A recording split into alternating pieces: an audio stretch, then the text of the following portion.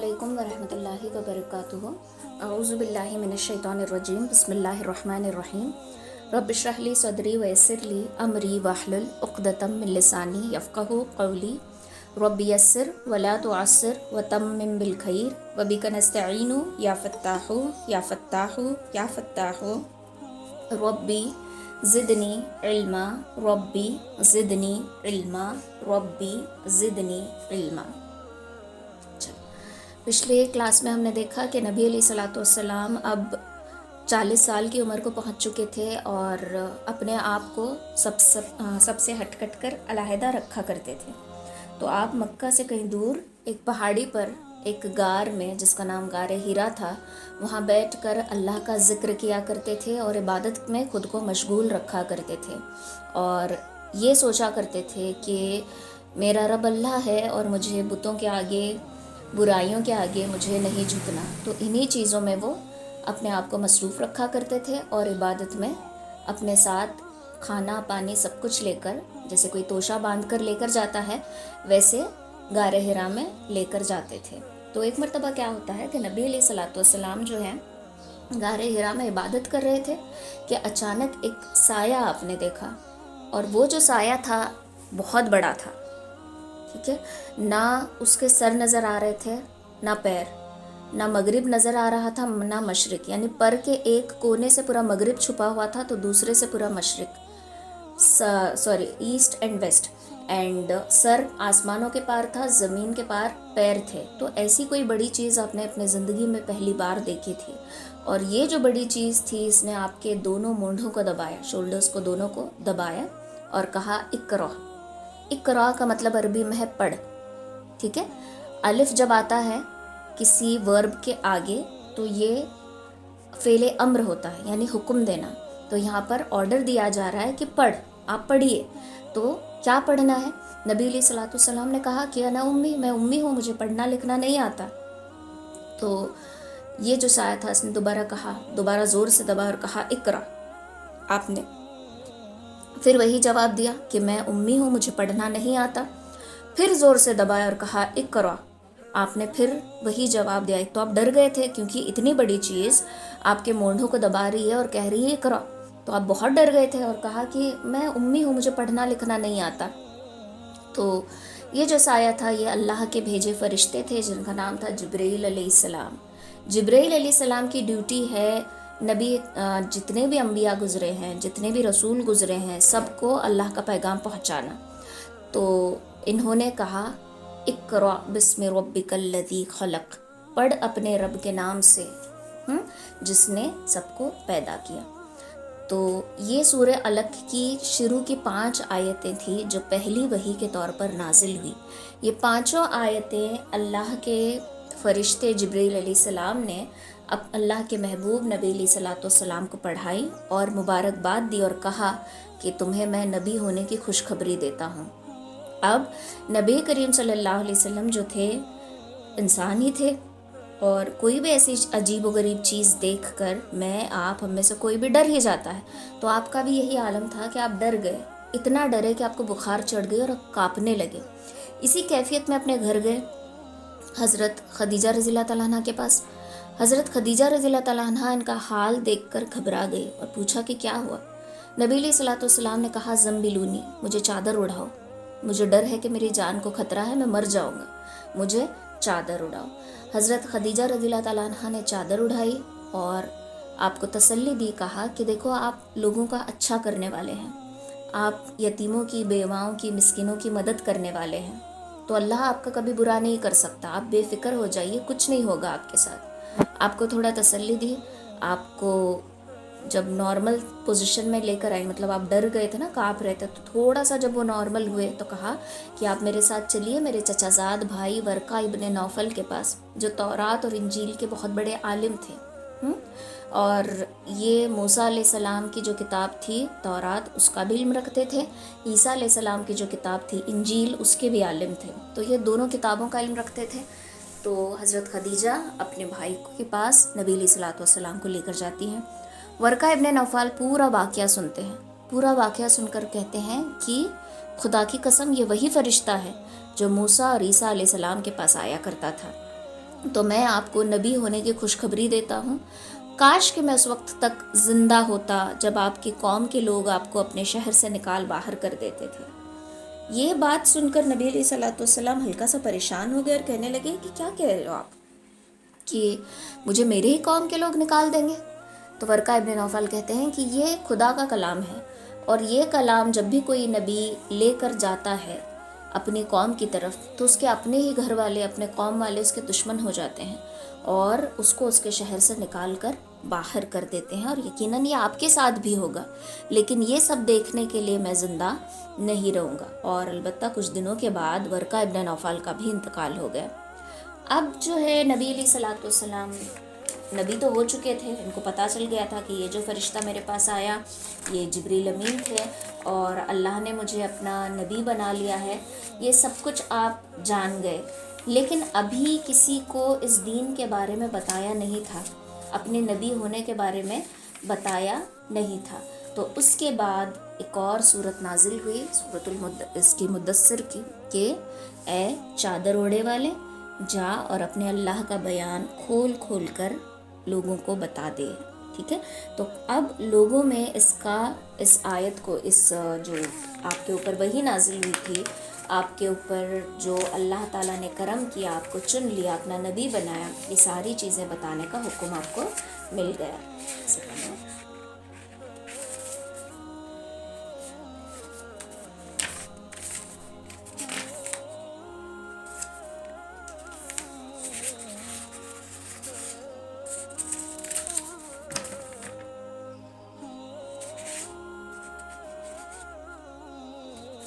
ٹھیک ہے، تو اب جب آپ نے یہ بات اپنے سچے دوست حضرت ابو بکر کو بتائی تو انہوں نے فوراً تسلیم کر لیا۔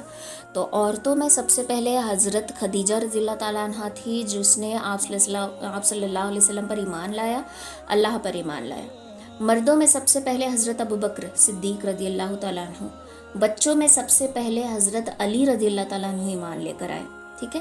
غلاموں میں سب سے پہلے حضرت زید ابن ثابت رضی اللہ تعالیٰ عنہ ایمان لے کر آئے۔ یہ آپ کے غلام تھے حضرت زید، انہوں نے بھی آپ کی بات پر یقین کیا اور آپ ایمان لے کر آ گئے۔ اب یہ جو تبلیغ کا کام تھا یہ چھپتے چھپاتے چل رہا تھا، کسی کو پتہ نہیں تھا ابھی اس کے بارے میں، تو یہ چھپتے چھپاتے دین کا کام کرنے لگے تھے۔ تو اب لوگوں میں یہ ہلچل مچ جاتی ہے نا کہ کچھ لوگ کہیں اکٹھا ہو رہے ہیں، کچھ باتیں کر رہے ہیں، تو یہ کیا چلا ہے؟ تو دھیرے دھیرے کرتے کرتے بہت سارے لوگ جو ہیں وہ اسلام کے دائرے میں آنے لگے۔ حضرت ابو بکر صدیق رضی اللہ تعالیٰ عنہ نے دین کی دعوت دی تو ان کے تھرو کچھ لوگ مسلمان ہو گئے، پھر اس کے بعد جتنے بھی لوگ تھے، جتنے مسلمان ہو چکے تھے، سب ایک کے بعد دھیرے دھیرے جو ہے وہ دین میں داخل ہونے لگے۔ اب جب یہ دین عام ہو گیا کہ کچھ تو چل رہا ہے، کچھ تو ان کے بٹوین بات چل رہی، تو سب کو تھوڑی سی ہلچل ہونے لگی کہ یہ محمد اور اس کے ساتھی کر کیا رہے ہیں، چھپ چھپ کر ملتے ہیں، کہیں غار میں ملتے ہیں، کہ ان کے درمیان کچھ تو چلا ہے۔ اب جب کوئی چھپتے چھپاتے کوئی کام کرتا ہے تو انسانوں کے اندر کیوریوسٹی بڑھ جاتی ہے نا کہ واٹ آر دے ڈوئنگ، کیا کر رہے ہیں، کیا ان کے اندر بات چیت چلی ہے۔ ابھی سمجھو کوئی دو لوگ بات کر رہے ہیں، بات کرتے کرتے ان کی نظر ہمارے اوپر پڑی تو ہمارے اندر کیوریوسٹی بڑھ جاتی ہے کہ کون ہے لوگ، کیا بول رہے ہیں، بولتے بولتے مجھے کیوں دیکھ رہے ہیں۔ تو ایسی ہی کیوریوسٹی جو ہے مکہ کے لوگوں میں آنے لگی کہ یہ چھپتے چھپاتے کیا کر رہے ہیں۔ پھر یوں ہی کرتے کرتے 3 سال ہو گئے، تھوڑی تھوڑی چرچا اس بات کی ہو گئی تھی، لیکن اب 3 سال کے بعد جو ہے اللہ تعالیٰ کا حکم آیا۔ کیا حکم آیا؟ کہ تم کھلم کھلا تبلیغ کرو، کھلم کھلا لوگوں کو دین کی طرف بلاؤ۔ تو نبی علیہ الصلوۃ والسلام کیا کرتے ہیں؟ صفا پہاڑی پر چڑھتے ہیں اور لوگوں کو اپنے اپنے قبیلوں کے نام سے پکارتے ہیں کہ اے قریش والو، اے بنو ہاشم، سب کو۔ تو مکہ کا ایک رول تھا کہ جب اس طریقے سے اونچی جگہ پر چڑھ کے کوئی پکارتا ہے کسی کو تو مطلب یہ ہے کہ کیا تو کوئی خوشخبری ہے یا تو کوئی ٹینشن کی بات ہے۔ تو لوگ پریشان ہو کر اکٹھا ہو گئے۔ تو نبی علیہ الصلوۃ والسلام نے کہا کہ اگر میں تم سے کہوں کہ عنقریب ایک لشکر آنے والا ہے جو تم پر حملہ کرے گا تو تم کیا کرو گے، میری بات کا یقین کرو گے؟ سب لوگوں نے ایک زبان ہو کر کہا کہ بے شک ہم نے آپ کو صادق اور امین پایا ہے، یعنی صادق سچا، امین امانت دار، تو ہم تو بالکل یقین کریں گے، ہم نے تو آپ کو صادق اور امین پایا ہے۔ تو نبی علیہ الصلوۃ والسلام کہتے ہیں تو سن لو، ایک لشکر عنقریب تمہارے اوپر آنے والا ہے، یعنی وہ قیامت کے دن کے بارے میں بول رہے تھے، اور وہ لشکر فرشتوں کا لشکر ہوگا، اور وہ لشکر تم پر حملہ کرے گا۔ اس سے پہلے کہ تم شکست پا جاؤ، تم ایک اللہ کی طرف آؤ، بت پرستی کو چھوڑ دو، ایک اللہ کی عبادت کرو۔ توحید کا پیغام لوگوں تک پہنچا دیا کہ اللہ ایک ہے، اللہ کا ساجی، اللہ کا ساتھی کوئی بھی نہیں ہے، اللہ صرف اور صرف ایک ہے، وہی ہمارا حاجت روا ہے، وہی ہمارا مشکل کشا ہے، ہم ان بتوں کے محتاج نہیں ہیں، ہم اللہ کے محتاج ہیں۔ ساری چیزیں نبی علیہ الصلوۃ والسلام نے بتائی۔ یہ باتیں سنتے ہی ابو لہب کو بہت غصہ آیا، اور اس نے پتھر اٹھایا اور کہنے لگا کہ محمد، کیا تم نے یہی بولنے کے لیے ہمیں یہاں پہ بلایا ہے؟ آپ صلی اللہ علیہ وسلم سے کہا کہ تم نے یہی بولنے کے لیے ہمیں یہاں پر اکٹھا کیا ہے، ہم اپنے ضروری کام چھوڑ کر یہاں پر آئے ہیں اور تم یہ فضول بات کر رہے ہو۔ تو جیسے ہی اس نے پتھر اٹھایا، صحابہ کرام کے دل میں یہ خواہش آ گئی تھی، ان کے دل سے بد دعا نکلی تھی کہ کاش کہ ابو لہب کے ہاتھ جو ہیں وہ ٹوٹ جاتے، کاش کہ ابو لہب کے ہاتھ ٹوٹ جاتے۔ اور دھیرے دھیرے ایک واقعہ ایسے ہی پیش آتا ہے کہ اس کے ہاتھ واقعی سڑنے لگتے ہیں۔ یہ بہت آگے کی بات ہے، تو ابھی اس کو یہیں سٹاپ کرتے ہیں۔ لیکن ابو لہب نے پتھر اٹھایا تھا جیسے ہی دین کی بات اس نے سنی۔ تو اب یہ سارا واقعہ ہو گیا، اب لوگوں کو پتہ چل گیا کہ محمد جو ہے وہ اپنے باپ دادا کے دین سے پھر چکے ہیں، اور لوگوں کو ایک اللہ کی طرف بلانے لگے ہیں، بتوں کو برا بھلا کہتے ہیں، بتوں کو اپنا مشکل کشا، حاجت روا نہیں سمجھتے۔ تو یہ ان کے نزدیک برا تھا۔ جیسے کہ میں آپ کو پہلی کلاس میں بتا چکی ہوں کہ سارے لوگ دین ابراہیم پر تھے، لیکن دھیرے دھیرے ان کے اندر بت پرستی آنے لگی۔ شام سے ایک طریقہ انہوں نے اپنا لیا، اور وہاں سے ایک مورتی لے کر آئے، لات کی مورتی، عزا، منات، یہ ساری مورتیاں لا کر یوں کرتے کرتے کعبۃ اللہ میں ٹوٹل 360 مورتیاں رکھ دی تھی۔ تو یوں لوگوں کے درمیان شرک جو ہے وہ پیدا ہو گیا۔ اب جب کوئی شرک کر رہا ہوتا ہے، یا پھر سمجھو کوئی بدعت ہی کر رہا ہے ہمارے گھروں میں، اور ہم ان کو بولیں کہ اس کو سٹاپ کر دو، یہ صحیح نہیں ہے، تو وہ کیا بولیں گے؟ نہیں، ہمارے بڑے بڑھ کے کرتے آئے تھے، ہم کیوں چھوڑیں؟ ہمارے دادی دادا کرتے آئے تھے، ہم اس کو کیوں چھوڑیں؟ ہے نا؟ تو ویسے ہی ان لوگوں کے نزدیک یہ تھا کہ ہمارے باپ دادا کا دین ہے، ہم بھلا تمہارے کہنے سے کیوں چھوڑیں گے؟ اور جو مکہ کے بڑے امیر لوگ تھے، جیسے کہ ابو لہب تھا، ابو جہل تھا، ان لوگوں کا کہنا یہ تھا کہ اگر اللہ تعالیٰ نے کسی کو نبی بنا کر ہی بھیجنا تھا تو کسی امیر گھرانے میں سے کسی کو چن لیتا، کسی سردار کو چن لیتا، بھلا ایک یتیم کو کیوں چنتا؟ نبی علیہ الصلوۃ والسلام در یتیم تھے نا، کسی کے سہارے کے تھرو نہیں جیے۔ پیدا ہونے سے پہلے والد کا انتقال ہو گیا، پیدا ہونے کے بعد ماں کا انتقال ہو گیا، پھر 8 سال کے تھے دادا کا انتقال ہو گیا، تو اللہ تعالیٰ نے آپ کو بے سہارا کر دیا۔ ریزن کیا تھا؟ کل کو یہی لوگ بولیں گے کہ تم کیا ہمیں بول رہے ہو کہ اللہ کے سہارے جیو، تم تو خود اپنے باپ دادا کے سہارے جیتے آئے ہو۔ تو اس کے لیے اللہ کی حکمت یہ تھی کہ اللہ تعالیٰ نے آپ کو در یتیم بنایا۔ تو لوگ کہنے لگے کہ جو امیر سردار تھے کہ اللہ نے کسی کو پیغمبر بنانا ہی ہوتا تو ہم میں سے کسی کو چنتا، بھلا ان کو کیوں چنا؟ یہ جھوٹ بولتا ہے۔ اور آپ صلی اللہ علیہ وسلم کے کمپلیٹ خلاف ہو گئے۔ آپ صلی اللہ علیہ وسلم کے جو چچا تھے ابو طالب، جنہوں نے اپنے باپ عبد المطلب سے وعدہ کیا تھا کہ میں محمد کی اپنے جان سے بڑھ کر حفاظت کروں گا، انہوں نے اپنا وعدہ پورا کیا، ہمیشہ ڈھال بن کر محمد صلی اللہ علیہ وسلم کے بیچ میں آ جاتے جب لوگ ان کو تکلیف پہنچانے آتے۔ تو ابو طالب کے اعزاز میں، ان کی وجہ سے، ان کے احترام میں لوگ کیا ہے، نبی علیہ الصلوۃ والسلام کو کوئی تکلیف نہیں پہنچاتے، لیکن ہاں دھمکیاں ضرور دے کر جاتے تھے کہ اپنے بھتیجے کو سمجھاؤ، اپنے بھتیجے کو تم سمجھا دو کہ یہ چیز وہ نہ کریں۔ تو ایک مرتبہ کیا واقعہ ہے کہ نبی علیہ الصلوۃ والسلام جو ہے ایک چھپی ہوئی جگہ پر نماز پڑھ رہے تھے، ساتھ میں حضرت علی رضی اللہ تعالیٰ عنہ تھے، اللہ کی عبادت کر رہے تھے۔ تو ابو طالب وہاں پر آئے، انہوں نے دیکھا، اور انہوں نے دیکھ کر کہا، حضرت علی سے پوچھا، حضرت علی ان کے بیٹے تھے، ان سے پوچھا کہ یہ کیسا دین ہے؟ تو حضرت علی کہتے ہیں کہ یہ ہمارے باپ دادا ابراہیم علیہ السلام کا دین ہے، اور ہم اس پر کھرے اتریں گے۔ تو یہ دیکھ کر، یہ سن کر، اپنی اولاد کے منہ سے یہ سن کر ابو طالب کہتے ہیں نبی علیہ الصلوۃ والسلام سے کہ محمد تمہیں جو کرنا ہے کرو، میں ہمیشہ تمہاری حفاظت کروں گا اور میں ہمیشہ تمہارے ساتھ رہوں گا۔ تو ابو طالب کا ساتھ جو ہے ہمیشہ نبی علیہ الصلوۃ والسلام کے لیے تھا، اور یہ بات سن کر اب آپ صلی اللہ علیہ وسلم کی آنکھیں بھی نم ہو گئی کہ میرے چاچا میرے کتنے جانثار ہیں، میری کتنی حفاظت کرتے ہیں، ہمیشہ میرے لیے کھڑے ہوتے ہیں۔ ٹھیک ہے، تو یہ ساری باتیں پیش آ گئی۔ اب اللہ تعالیٰ نے کھلم کھلا تبلیغ کرنے کا اعلان دیا تھا۔ اب سارے لوگوں کو کھلم کھلا دین کی دعوت دی جا رہی تھی، اللہ کے بارے میں بتایا جا رہا تھا، بتوں کے بارے میں بتایا جا رہا تھا. تو اب مکہ کے سردار کیا کرتے ہیں، پہلی چیز یہ کرتے ہیں کہ ہم ان کو پیار سے سمجھاتے ہیں دھمکی دے کر. تو پہلے تو دھمکی دی چچا کے تھرو، آپ صلی اللہ علیہ وسلم نہیں مانے. پھر اس کے بعد ان میں سے ایک سردار کیا کرتا ہے کہ دھمکی سے یہ نہیں مان رہا تو اس کو ہم بہلا پھسلا کر اپنی بات منوا لیتے ہیں. تو یہ جاتا ہے اور آپ صلی اللہ علیہ وسلم سے کہتا ہے کہ اے محمد تم کیا چاہتے ہو، تم مکہ کی سرداری چاہتے ہو، ہم تمہیں سرداری دے دیں گے. تم مال و دولت چاہتے ہو، ہم تمہیں وہ بھی دے دیں گے. تم کسی خوبصورت نوجوان لڑکی کو اپنی بیوی بنانا چاہتے ہو، ہم وہ بھی عطا کریں گے.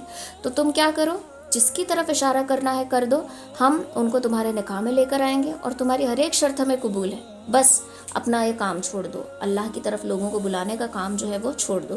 نبی علیہ الصلوۃ والسلام اس کام کو نہیں مانتے، اس بات کو نہیں مانتے اور ان کی میٹھی باتوں میں ہرگز نہیں آتے. پھر یہ لوگ کیا کرتے ہیں کہ اے محمد اتنا بھی تم نہیں کر سکتے تو کم از کم ہمارے بتوں کو برا بھلا تو کہنا چھوڑ دو. آپ صلی اللہ علیہ وسلم یہ بھی نہیں کرتے کہ مطلب ان کی مورتیوں کو اچھا بولو، معبود بولو، یہ حاجت روا مشکل کشا بولو، تو آپ اس پر راضی نہیں ہوتے. پھر یہ لوگ کہتے ہیں کہ اے محمد اگر یہ بھی نہیں تو کم از کم 1 سال تم ہماری مورتیوں کی عبادت کرو، 1 سال ہم تمہاری مورتیوں کی عبادت کریں گے. تو اس وقت سورۃ الکافرون کی آیتیں نازل ہوئی تھی. بسم اللہ الرحمن الرحیم، قل یا ایھا الکافرون، آپ کہہ دیجئے اے کافروں، نہ میں اس کی عبادت کرتا ہوں جس کی تم عبادت کرتے ہو، نہ تم اس کی عبادت کرو گے جس کی میں عبادت کرتا ہوں.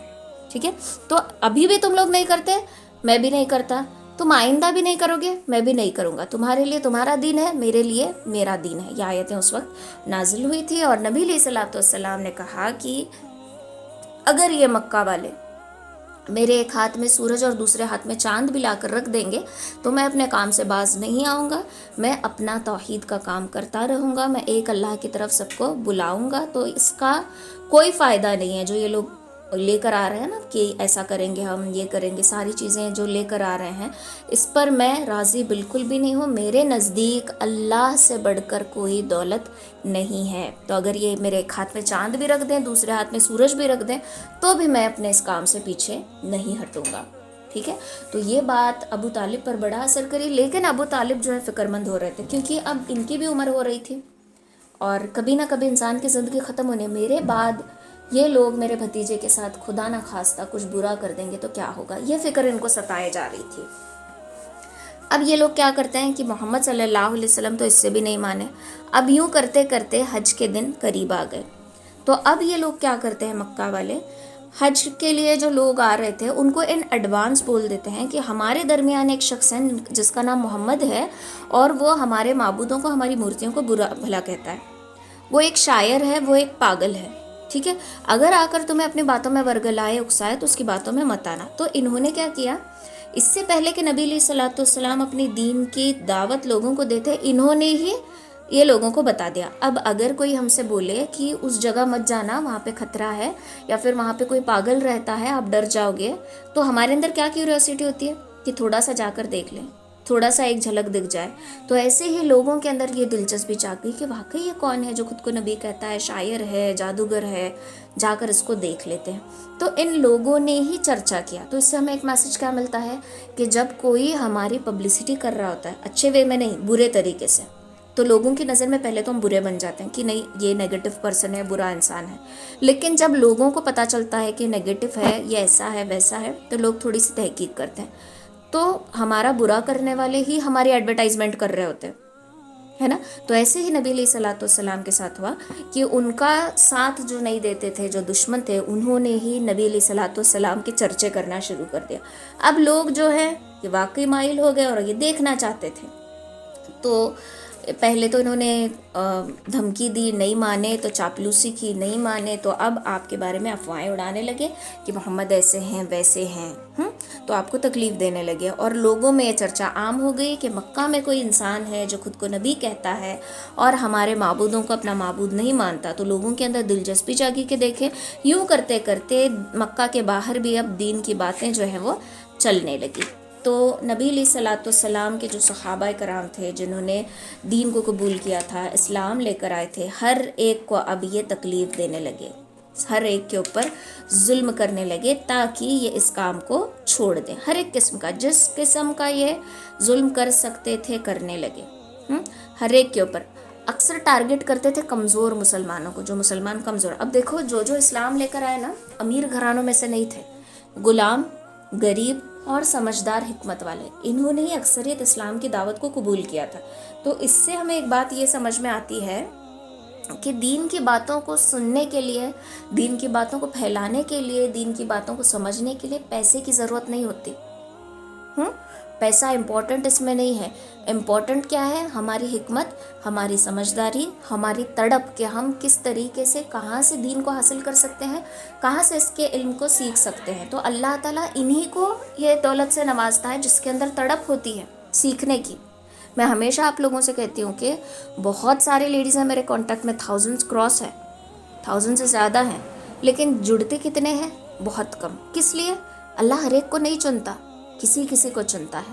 اور حدیث پاک میں آتا ہے نا کہ اللہ تعالیٰ جس کے ساتھ بھلائی کا معاملہ چاہتا ہے، جس کو محبت کی نگاہ سے دیکھتا ہے، اسے دین کی سمجھ عطا کرتا ہے. تو یہ ہماری خوش نصیبی ہے کہ اللہ ہمیں محبت کی نگاہ سے دیکھ رہا ہے، ہمارے ساتھ بھلائی کا معاملہ چاہ رہا ہے. اسی لیے تو اللہ تعالیٰ نے آج ہمیں یہاں پہ جوڑے رکھا ہے. تو اسی طریقے سے اللہ تعالیٰ چنتا ہے.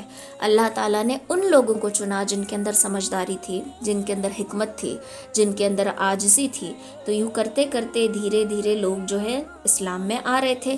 لیکن جو اسلام کے دشمن تھے وہ برابر ہر وقت پر وقت جو ہے ان کو تکلیف دینے لگے. کسی کو چٹائی میں لپیٹ دیتے تھے. حضرت عثمان ابن عفان رضی اللہ تعالیٰ عنہ، ان کے چچا ان کو چٹائی میں لپیٹ کر دھواں دیتے تھے. سمجھو چٹائی میں لپیٹا اور منہ پر دھواں دینے لگے. تو سوچو کتنی تکلیف ہوتی ہوگی. اگر کوئی کچرا بھی جلا رہا ہے تو اس کی جو اسموک ہوتی ہے ہم برداشت نہیں کر پاتے اور وہاں سے ہٹ جاتے ہیں. اگر کسی کو چٹائی میں لپیٹ دیا تو وہ ہل بھی نہیں سکتے اور اوپر سے منہ پر دھواں دیا جا رہا ہے، تو کتنی تکلیف ہوتی ہوگی. کسی کو پتھریلے زمین پر لٹا دیا، کسی کو جو ہنٹر ہوتا اس سے مارا.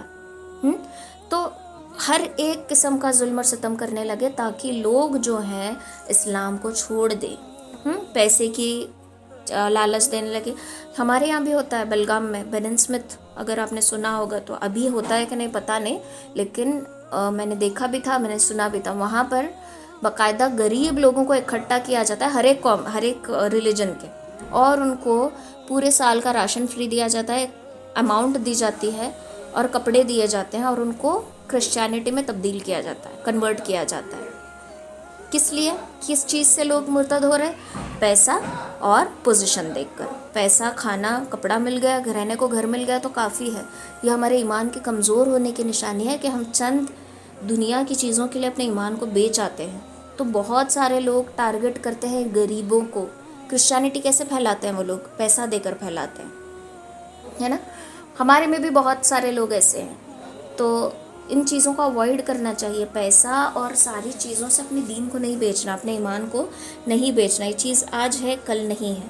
تو لوگ کیا کرنے لگے؟ مکہ والے اس طریقے سے رشوت دینے لگے، تکلیف دینے لگے. لیکن قربان جائے صحابہ کرام کے ایمان پر، یہ ایمان اتنا مضبوط تھا کہ کسی کے آگے نہیں جھکا. انہوں نے تکلیفوں کو برداشت کیا لیکن آپ صلی اللہ علیہ وسلم کا دامن نہیں چھوڑا. آپ صلی اللہ علیہ وسلم ہمیشہ صحابہ کرام سے کہا جاتے تھے کہ صبر کرو، انشاءاللہ تمہارے لیے اللہ تعالیٰ نے جنت رکھی ہے.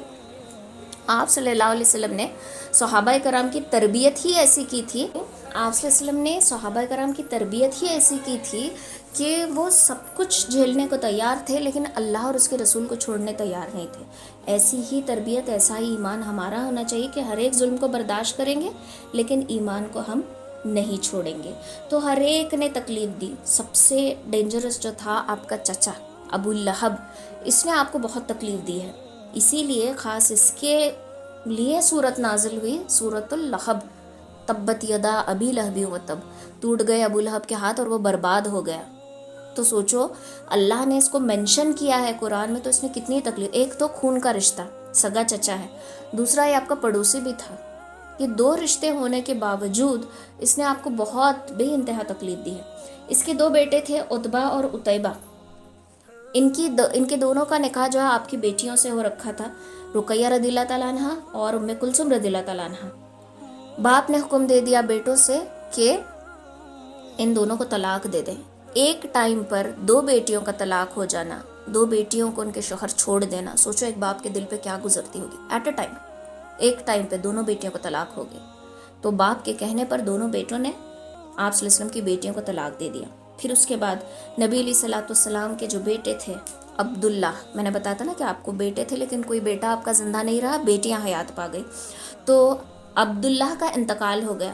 عبداللہ کا انتقال ہوتے ہی ابو لہب اتنا خوش ہوا جس کی کوئی حد نہیں، اور اپنے ساتھیوں میں آ کر ہنس ہنس کر کے بولنے لگا کہ تم نے سنا نہیں، عبداللہ گزر گیا، اب محمد کی کوئی اولاد نہیں ہے لڑکوں میں سے، اور اب یہ ابتر ہو گیا. ابتر کہتے ہیں عربی میں ایسا کوئی شخص جس کی جڑیں کٹ گئی ہوں. ہم بولتے ہیں نا کہ بیٹا ہو تو ہماری نسل آگے بڑھے گی، یہ گھر کا چراغ ہے، تو ویسے وہاں پر ابتر کہتے تھے اس شخص کو جس کے یہاں کوئی لڑکا اولاد نہ ہو، مطلب ان کا نام لینے والا کوئی آگے نہیں ہوگا. اگر ایک درخت کی جڑیں ہیں تو وہ جڑوں سے ہی درخت جو ہے بڑھتا ہے، شاخیں بڑھتی ہیں، لیکن اگر جڑ ہی نہیں رہے گی تو درخت ایک نہ ایک دن گر جائے گا، پھر ختم ہی ہو جائے گا. تو ویسے ہی یہ بولنے لگا کہ یہ ابتر ہو گئے. تو آپ صلی اللہ علیہ وسلم کو نا اٹھتے بیٹھتے لوگ ابتر کا طعنہ دینے لگے. اب ذرا سوچو، ایک باپ جس کی اولاد گزر چکی ہے، اوپر سے اس کو طعنے سننے مل رہے ہیں کہ ابتر ہے، اور ہنسی اڑائی جا رہی ہے، مذاق اڑایا جا رہا ہے، تو آپ کے دل پر کیا گزر رہی ہوگی؟ آپ کی آنکھیں نم ہو جاتی تھی یہ طعنہ سن کر. تو ایک مرتبہ نبی علیہ الصلوۃ والسلام بیٹھے ہوئے تھے سر جھکا کر، بہت ہی اداس. صحابہ کرام کو بھی پتا تھا کہ یہ جو طعنہ ہے ابتر کا، یہ آپ کو تکلیف دے رہا ہے، تو آپ بہت اداس تھے. تو اس وقت آپ مسکراتے ہوئے جاگ گئے. سمجھو جیسے آپ کو ایک نیند کی دھن آ گئی، خمار سا آ گیا، اور پھر آپ مسکراتے جاگ گئے. صحابہ کرام نے دیکھا، کہا اے اللہ کے نبی، آپ تو بڑے پریشان تھے، ہم نے آپ کو مسکراتا ہوا نہیں دیکھا تھا کتنے دنوں سے، اب آپ مسکرا رہے ہیں تو بتائیے کیا بات ہے. تو آپ صلی اللہ علیہ وسلم کہتے ہیں کہ اللہ نے وحی بھیجی ہے. کون سی وحی؟ بسم اللہ الرحمن الرحیم، انا اعطینا، یہ والی صورت، کہ بے شک ہم نے آپ کو کوثر عطا کی ہے، تو بس آپ قربانی کیجئے اپنے رب کے لیے اور نماز پڑھیے، اور آپ کا دشمن ہی ابتر ہے. اور یقیناً اللہ کا وعدہ سچا ہوتا ہے. آج ابو لہب کو پہچاننے والا کوئی ہے؟ ہم کلاسز میں سیکھتے ہیں تو ہمیں معلوم ہے، وداؤٹ کلاسز کے کوئی ابو لہب کو پہچانتا ہے؟ نہیں. اگر کسی سے ہم بولیں ابو لہب کے بارے میں تو وہ جائے گا گوگل میں، ویکیپیڈیا میں دیکھا کہ ابو لہب کون ہے، بعد میں اس کو پتہ چلے گا، ورنہ یوں ہی اسے نہیں پتہ. ابو جہل کو کوئی پہچانتا ہے؟ نہیں. عتبہ، یہ امیہ، سارے لوگوں کو کوئی پہچانتا ہے؟ کوئی بھی نہیں پہچانتا. حالانکہ ان کے بیٹے تھے، ان کے پاس مال تھا، چاہیے تھا کہ اب تک لوگ ان کو پہچانے، لیکن ان کی جان پہچان سب کچھ ختم ہو گئی ہے. لیکن اگر آپ جا کر کسی سے بھی پوچھیں، اگر مسلمان سے پوچھیں گے تو وہ تو جواب دے گا ہی دے گا، اگر کسی غیر سے بھی پوچھیں کہ ہو از پروفٹ محمد، تو وہ فوراً آپ کو جواب دے دیں گے. تو یہ اللہ کا وعدہ تھا کہ ہم آپ کا نام و نشان مٹنے نہیں دیں گے. ہم نے آپ کو کوثر عطا کی ہے. اور کوثر کیا ہے؟ کوثر جنت کی ایک نہر کا نام ہے جو دودھ سے زیادہ سفید اور شہد سے زیادہ میٹھی ہے، جس کو پینے کے لیے پیالے چاندی کے بنے ہوئے ہیں، جس کے آس پاس جو مٹی ہوتی ہے نا ندی دریا کے کنارے، وہ موتیوں کی بنی ہوئی ہے، کرسٹلز کی بنی ہوئی ہے، جہاں پر پرندے ایسے ہیں جن کی گردنیں لمبی گاجر کی طرح ہے. تو اتنی اچھی چیز ہم نے آپ کو عطا کی ہے، اور آپ قیامت کے دن اپنے امتیوں کو حوض کوثر سے پانی پلائیں گے، اور فقط اس سے وہی پانی پیے گا جو آپ کا امتی تھا، جس نے آپ کے دل کو خوش رکھا، جس نے آپ کو ناراض کیا، جس نے دین میں نئی باتیں پیدا کی، جس نے بدعت کیا، جس نے شرک کیا، جس نے نبی کریم صلی اللہ علیہ وسلم کے طریقے کو چھوڑ کر اوروں کے طریقے کو اپنایا، وہ اس پانی سے محروم ہو جائے گا. ٹھیک ہے. تو یہ کوثر کا پانی اللہ تعالیٰ نے آپ صلی اللہ علیہ وسلم کو عطا کیا. تو دیکھو یہاں پر 2 چیزیں ہمیں دیکھنے کو مل رہی. ایک اللہ کی حکمت، اللہ تعالیٰ نے آپ کے بیٹوں کو چھین لیا، کیونکہ لوگوں کا گمان تھا کہ نسل آباد ہوتی ہے لڑکوں سے.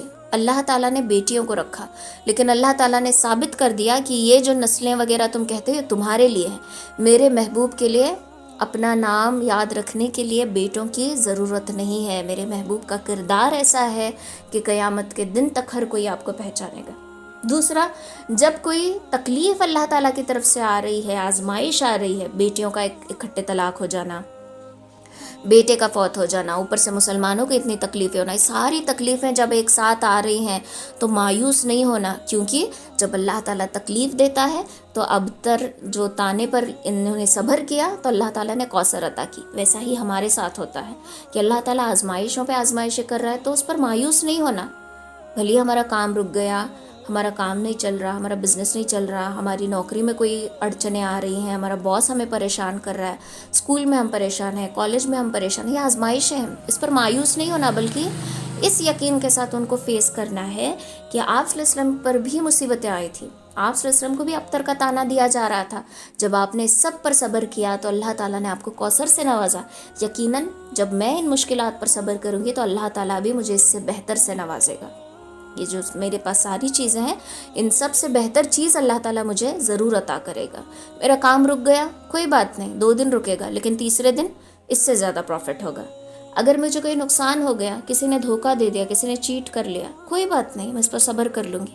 انشاءاللہ اللہ تعالیٰ اس سے بڑھا چڑھا کر مجھے اس کا بدل دے گا. تو ہر ایک مصیبت پر صبر کرنا، یہ آپ کی سیرت سے ہمیں سیکھنے کو ملتا ہے.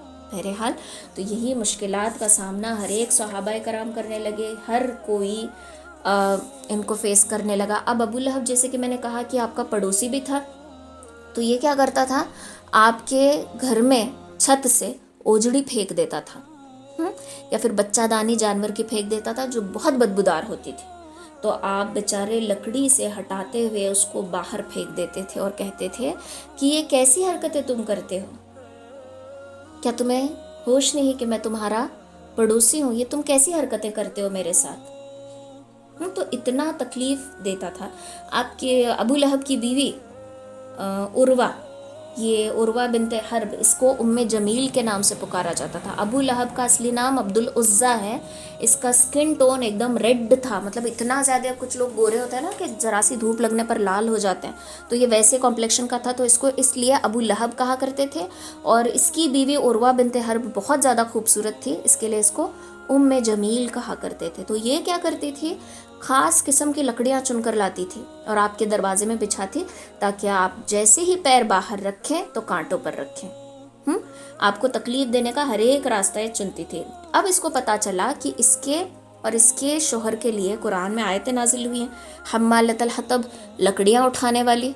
تو اس کو بڑا غصہ آیا کہ یہ میرے بارے میں بات کرتا ہے. تو اس نے ایک دن کیا کیا، نبی علیہ الصلوۃ والسلام خانہ کعبہ کے پاس تھے، تو اس نے ہاتھ میں کنکریاں، پتھر، مٹی اٹھائی اور سوچا کہ آپ کے منہ پر دے ماروں گی، اور وہاں گئی. حضرت ابوبکر ساتھ تھے اور آپ صلی اللہ علیہ وسلم بھی تھے. تو اس نے پتھر مارنے کے لیے ابوبکر سے کہا کہ تمہارا ساتھی کہاں ہے. وہ کیا سمجھتا ہے کہ وہ میرے بارے میں باتیں کرے گا اپنے قرآن میں اور بولے گا کہ اللہ کا کلام ہے، میں کیا پاگل ہوں، مجھ سے وہ چیلنج کر رہا ہے، میرے بارے میں وہ کہہ رہا ہے. آج میں اس کو نہیں چھوڑوں گی، بتاؤ وہ کہاں ہے.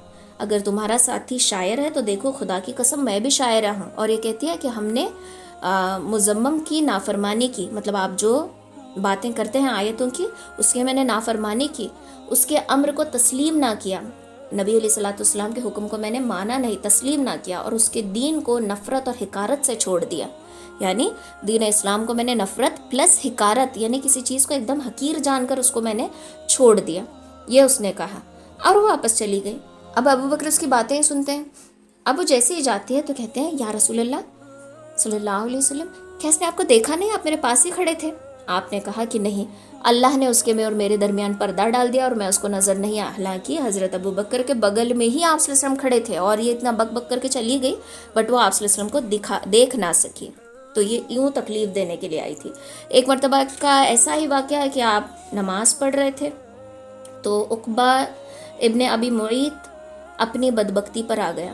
جیسے ہی اس نے اونٹ کی اوجڑی لی اور انتظار کر رہا تھا کہ آپ سجدہ کب کریں گے، تو جیسے ہی آپ نے سجدہ کیا اس نے پیٹھ پر اوجڑی ڈال دیا. اب اونٹ کی اوجڑی، اونٹ بڑا جانور ہوتا ہے، جو جانور ہمارے لیے حلال ہے، تو اس سے کمپیئر کریں گے تو اونٹ کی اوجڑی بہت زیادہ ہیوی ہوتی ہے، تو آپ کے پیٹھ پر ڈال دی. آپ اٹھ نہیں پا رہے تھے وزن سے اور بدبو الگ، ٹھیک ہے، اور زور زور سے سب ہنسنے لگے، بہت زور سے ہنسی مذاق اڑانے لگے. آپ تب تک سجدے کی حالت میں اونٹ کی اوجڑی پیٹھ پر لے کر تھے جب تک کہ حضرت فاطمہ رضی اللہ تعالیٰ عنہ آ کر اپنے ہاتھوں سے اوجڑی ہٹانے لگی، رونے لگی اور باپ کے اوپر جو پڑی گندگی تھی اس کو صاف کرنے لگی. ٹھیک ہے، یہ اتنی بھاری اونٹنی تھی. تو آپ نے 3 مرتبہ کہا، آپ کا دل دکھا، آپ نے 3 مرتبہ کہا اللہم علیک بقریش، اے اللہ تو قریش کو پکڑ لے. اب یہ جو سب لوگ وہاں پر بیٹھے تھے نا، یہ تھوڑا سا ڈر گئے. کیوں ڈر گئے؟ کہ ان کا ماننا یہ تھا کہ کعبۃ اللہ کے سامنے دعا ہو یا بد دعا ہو قبول ضرور ہوتی ہے، اور ان کا یہ بھی ماننا تھا کہ نبی علیہ الصلوۃ والسلام جو زبان سے کہتے ہیں وہ ہوتا ضرور ہے. تو ڈر ضرور گئے. ٹھیک ہے، تو انہوں نے ان سب کے نام گنوائے تھے جو وہاں پر بیٹھے ہوئے تھے، سب کے نام گنوائے اور سب کے بارے میں کہا کہ ان کو پکڑ لے اللہ، انہوں نے مجھے بہت تکلیف دی. کون کون وہاں پر موجود تھے؟ ابو جہل تھا، عتبہ ابن ربیعہ تھا، شیبہ ابن ربیعہ، ولید ابن عتبہ، امیہ ابن خلف، عقبہ ابن معیط ان کو، اور راوی جو ہیں ایک کا نام بھول گئے. تو 7 تھے ٹوٹل وہاں پر، 6 کا نام بتایا ہے اور 7 جو پرسن تھا ان کا نام یہ بھول گئے، تو اس کے نام کا ذکر یہاں پر نہیں ہے. امیہ ابن خلف کا یہ جو کام تھا کہ وہ آپ کو تانے دیتا تھا، آپ کو تکلیف دیتا تھا، اس کے متعلق اللہ تعالیٰ نے آیت نازل کی ویل لکل ہمزۃ لمزہ، بڑی خرابی ہے لان اور تان کرنے کی، بڑی خرابی ہے تانے دینے والے کی اور عیب چننے والے کی. تو اس کے لیے یہ آیت نازل. تو جس نے آپ کو تکلیف دی ہے ان کے لیے فوراً اللہ تعالیٰ کیا کرتے تھے؟ آیت جو ہے وہ نازل کر دیتے تھے. ٹھیک ہے، تو یوں آپ کو ہمیشہ اللہ تعالیٰ نے یہ تسلی دی، یہ دلاسا دیا کہ دیکھو میں ہمیشہ تمہارے ساتھ ہوں، اپنے آپ کو تنہا مت چھوڑنا، جس کا اب نہیں ہوتا اس کا رب ہوتا ہے، اور میں یقیناً ہمیشہ تمہارے ساتھ ہوں اور ساتھ رہوں گا. تو اللہ تعالیٰ نے نبی علیہ الصلوۃ والسلام کو کبھی تنہا نہیں چھوڑا. مطلب یہاں تکلیف ہو رہی ہے، وہاں سے وہی نازل ہو رہی ہے، تو انسان کو تسلی ہوتی ہے نا کہ میں تنہا نہیں ہوں، میرا رب میرے ساتھ ہے. ٹھیک ہے، ہمارے ساتھ بھی ایسا ہی ہوتا ہے، بس ہماری آنکھوں کو دکھتا نہیں ہے کیونکہ ہمارے ایمان کمزور ہیں اس کے لیے. اب ابو جہل کو جیسے ہی پتہ چلتا تھا کہ کوئی مسلمان ہو گیا ہے تو اس کو تکلیف دینا شروع کرتا، اور اگر وہ یہ دیکھتا کہ کوئی طاقتور آدمی مسلمان ہو گیا ہے تو ان کو برا بھلا کہتا، ان کے لیے گالیاں بکتا. یہ ساری چیزیں وہ کرتا تھا. حضرت عثمان ابن عفان رضی اللہ تعالیٰ عنہ کا چچا انہیں کھجور کی چٹائی میں لپیٹ کر نیچے سے دھواں دیتا تھا. چٹائی میں لپیٹ دیا اینڈ نیچے کی طرف سے دھواں دینا، تو سوچو کتنی گھٹن، کتنی تکلیف ہوتی تھی. حضرت مصعب ابن عمیر رضی اللہ تعالیٰ عنہ کی ماں، ان کے اسلام لانے کا علم ہوا تو ان کا دانا پانی اس نے بند کر دیا اور انہیں گھر سے نکال دیا. یہ بڑے ناز اور اس سے پلے ہوئے بچے تھے. کچھ بچے ہوتے ہیں نا بڑے لاڑ پیار میں پلے ہوتے ہیں، تو ان میں سے ایک تھے مصعب ابن عمیر. لیکن جیسے ہی ان کے اسلام لانے کی بات ان کے والدہ کو پتہ چلی تو کھانا پینا روک کر ان کو گھر سے باہر نکال دیا، اور یہ ان کی حالت بہت بری ہو گئی. ان کی حالت اتنی بری ہو گئی کہ ان کی کھال ہڈی چمڑی ایک ہو جانا بولتے ہیں نا، ویسی حالت ان کی ہو گئی. پھر حضرت بلال رضی اللہ تعالیٰ عنہ، یہ امیہ ابن خلف کے غلام تھے. تو جب ان کو احساس، ایکچولی حضرت بلال کیسے، جیسے میں نے بولا نا کہ سب لوگ بیٹھ کر ڈسکشن کرتے تھے، قریش والوں کو شک ہو گیا تھا کہ ان کے درمیان کچھ تو چلا ہے، تو انہوں نے حضرت عمار کو فالو کیا. حضرت عمار اس جگہ سے نکلے، کہاں سے؟ دار ارقم. دار ارقم مسلمانوں کا مکتب تھا، پہلا مکتب سمجھ لو، جہاں پر بیٹھ کر سب لوگ دین کی باتوں کو سیکھا کرتے تھے. تو جب یہ یہاں سے نکلے تو کوئی ان کو فالو کر رہا تھا، پتہ نہیں کون تھا. تو یہ اپنے گھر گئے. ان کی والدہ حضرت سمیہ رضی اللہ تعالیٰ عنہ اور حضرت یاسر رضی اللہ تعالیٰ عنہ، ٹھیک ہے، والد اور والدہ، یہ ابھی مسلمان نہیں ہوئے تھے. تو حضرت عمار جاتے ہیں تو سمیہ رضی اللہ تعالیٰ عنہ پوچھتی ہے کہ عمار تم کہاں تھے پوری رات؟ تو عمار کہتے ہیں کہ میں یہیں تھا، مطلب بتانا نہیں چاہ رہے تھے. تو اپنی ان کی والدہ کیا کرتی ہیں، ان کو کھینچتے ہیں پیچھے کی طرف. تو جیسے کھینچتی ہے تو ان کی مورتی جو تھی حبل کی وہ ٹوٹ جاتی ہے. ٹوٹتے ہی سمیہ رضی اللہ تعالیٰ پریشان ہو جاتے ہیں کہ عمار تم نے ہمارے معبود کو توڑ دیا، اب ہمارے ساتھ کچھ تو برا ضرور ہوگا. تو اس وقت موقع پاتے ہی حضرت عمار کہتے ہیں کہ والدہ یہ مورتی ٹوٹ گئی، یہ اپنی حفاظت نہیں کر سکی تو آپ کی یا میری حفاظت کیا خاک کرے گی. یوں کہتے کہتے یہ وہ باتیں بتانے لگی کہ میں اللہ کی عبادت کرتا ہوں، محمد جو کہتے ہیں سچا کلام ہے، اللہ کہتا ہے کہ بیٹیوں کی حفاظت کرو، ان کو مارو نہیں، ان کو قتل کرو نہیں. یہ ساری چیزیں حضرت سمیہ پر اثر کر جاتی ہیں. حضرت سمیہ کہتی ہیں کہ واقعی تم سچ کہتے ہو، میرا باپ بھی مجھے مارنے والا تھا، لیکن مجھ سے پہلے میری بہن کو جو مارا تھا، زندہ دفن کیا تھا، اس کی چھوٹی چھوٹی انگلیاں اس نے محسوس کی تھی، اس کا دل تڑپا تھا، اس لیے میں بچ گئی، ورنہ میرا باپ بھی مجھے زندہ دفن کرنے والا تھا۔ تو یہ ساری باتیں حضرت یاسر اور حضرت سمیہ پر اثر کر جاتی ہیں، اور دونوں بھی لا الہ الا اللہ پڑھ لیتی ہیں اور وہ مسلمان ہو جاتی ہیں۔ اب عمار کہتے ہیں کہ مجھے جانا ہے۔ جیسے ہی گھر سے باہر جاتے ہیں تو پیچھے سے کوئی دو لوگ ان کو فالو کر رہے ہوتے ہیں، یہ سمیہ رضی اللہ عنہا دیکھ لیتی ہیں اور کہتی ہیں کہ یاسر، مجھے میرے بیٹے کا خوف ہے، اس کا کوئی پیچھا کر رہا ہے۔ اب یہ حضرت عمار کو پکڑ کر حضرت اس کے امیہ ابن خلف کے گھر لے کر جاتے ہیں، اور وہاں پر سارے سردار بیٹھے رہتے ہیں۔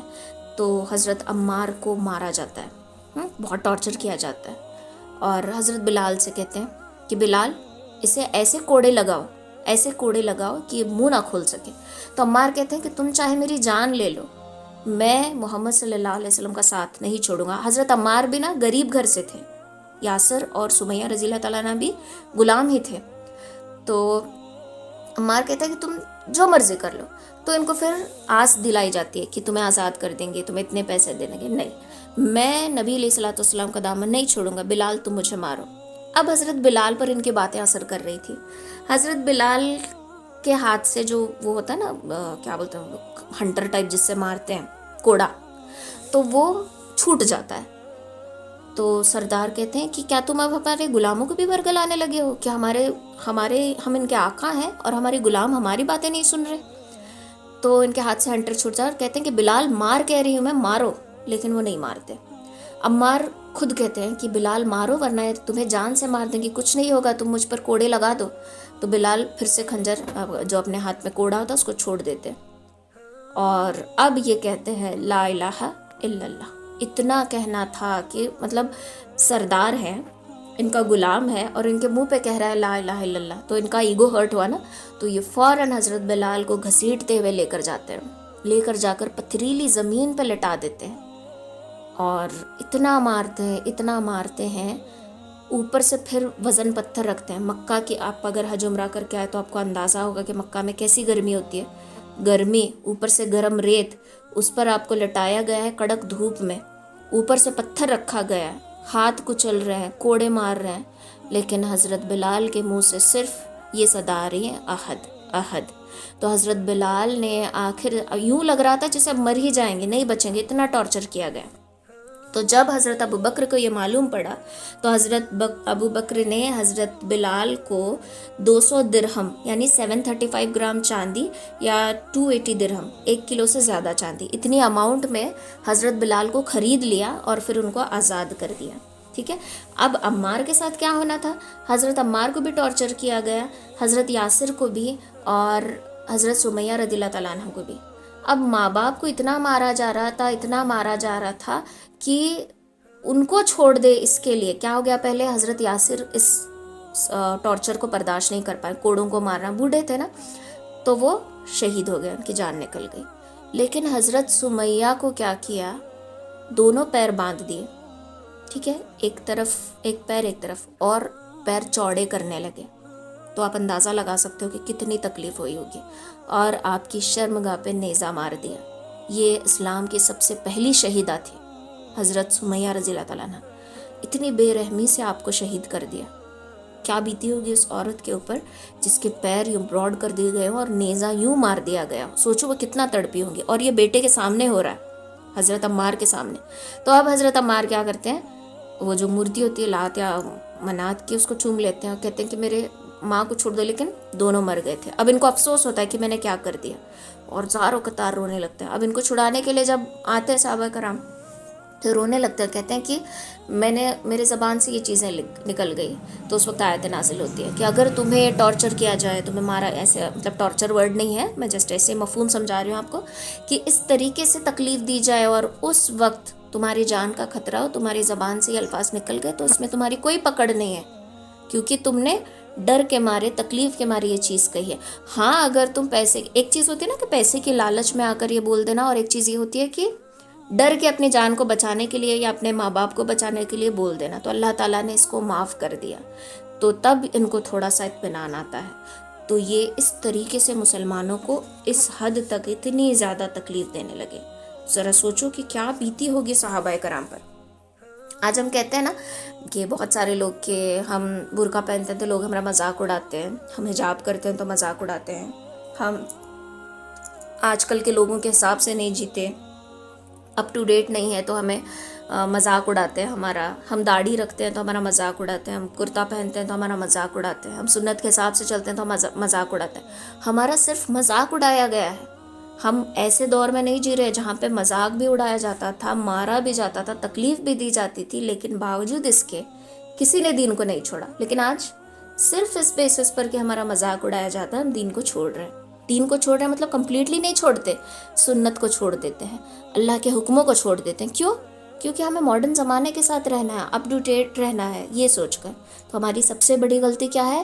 ہم خالق کا نہیں سوچتے، مخلوق کا سوچتے ہیں، جبکہ ہمیں ہر ایک سانس لینی ہے خالق کا سوچ کر، اللہ کا سوچ کر جینا ہے، جیسے صحابہ کرام جیا کرتے تھے۔ تو جب کبھی آپ کا دین کے اعتبار سے مذاق اڑایا جائے، آپ کے پردے کی وجہ سے مذاق اڑایا جائے، آپ کے مطلب کچھ لوگ خوددار ہوتے ہیں، ہر چیز ایمانداری سے کرتے ہیں، اس کا مذاق اڑایا جائے تو چھوڑ دو، اس کو اگنور کرو، just ignore and move on. ایک کہاوت ہے نا کہ ہاتھی چاہتا رہتا ہے کتے بھونکتے رہتے ہیں، بھونکنے دو، پرواہ مت کرو، کیونکہ اس سے بہت ہی ڈیفیکلٹ وقت جو ہے صحابہ کرام نے گزارا ہے، ٹھیک ہے۔ تو یہ تکلیفات تھی جو صحابہ کرام نے محسوس کی۔ اب یہاں سے اللہ کا حکم ہوا کہ وہ لوگ حبشہ کی طرف ہجرت کر دیں۔ آپ صلی اللہ علیہ وسلم نے ہجرت نہیں کی، لیکن صحابہ کرام سے کہا کہ تم لوگ ہجرت کر لو حبشہ کی طرف، وہاں کا بادشاہ نجاشی بڑا نیک ہے، تمہیں پناہ ضرور دے گا۔ اگر تم لوگ یہاں پر رہے، ایک تو ہماری کوانٹٹی کم ہے، دھیرے دھیرے تمہیں مار دیں گے اور تمہیں تکلیف دینے کا سلسلہ بہت زیادہ شروع کر دیں گے، تو تم لوگ کیا کرو، حبشہ کی طرف ہجرت کر لو۔ آپ صلی اللہ علیہ وسلم اس ہجرت میں نہیں گئے، لیکن پہلی ہجرت جو اسلام کی ہوئی تھی وہ تھی حبشہ کی طرف، جہاں کا بادشاہ نجاشی تھا جو بہت رحم دل تھا، تو بہت سارے مسلمان جو ہے وہاں پر ہجرت کر کے چلے گئے۔